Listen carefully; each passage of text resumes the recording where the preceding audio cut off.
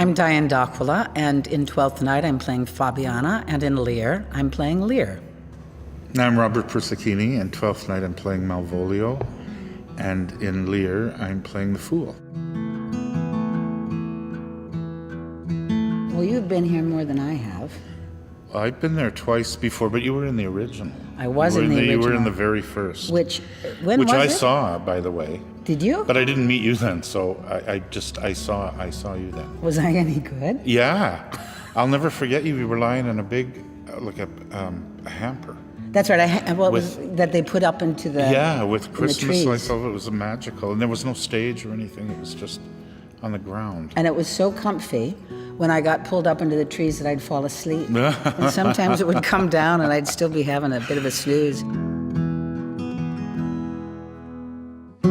When we first did it, there was that natural bowl and nothing else.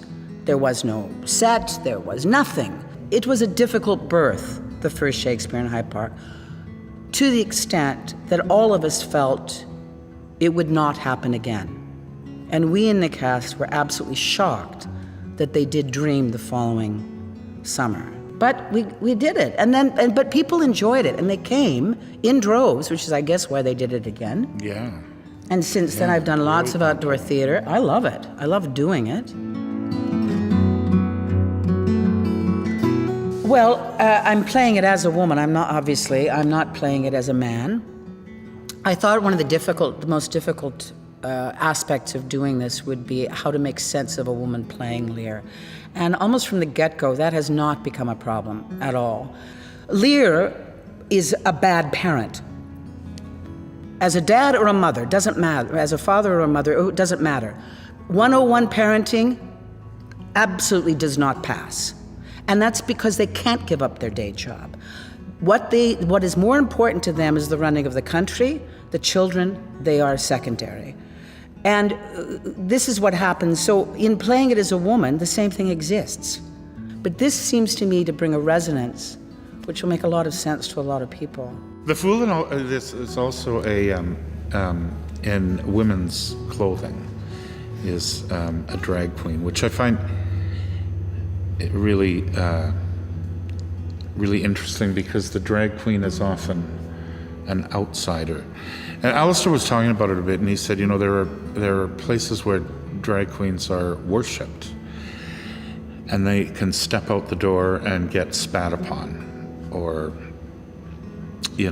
treated very, very, very poorly. So they occupy both those places.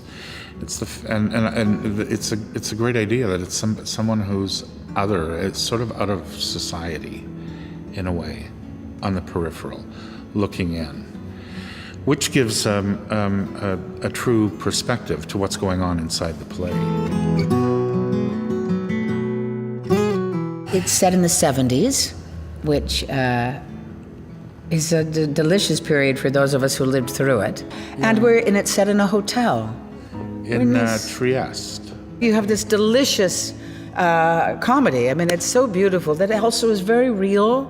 It is. And was quite dangerous in its time. Yes.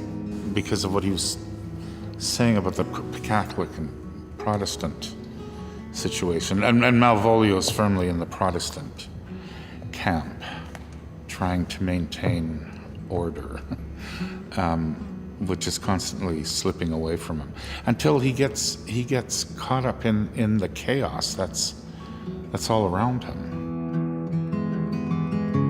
It's beautiful to be in two. I think it's a good mix for the summer, because they are so totally different, the two plays. They're a really nice fit.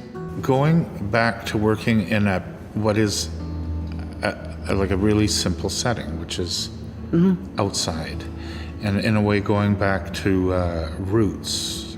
But what's so beautiful about it is the immediacy, nature, you're having a picnic. I know many people who the only theater they see is Shakespeare in Hyde Park. And that's beautiful. That means something very special to me.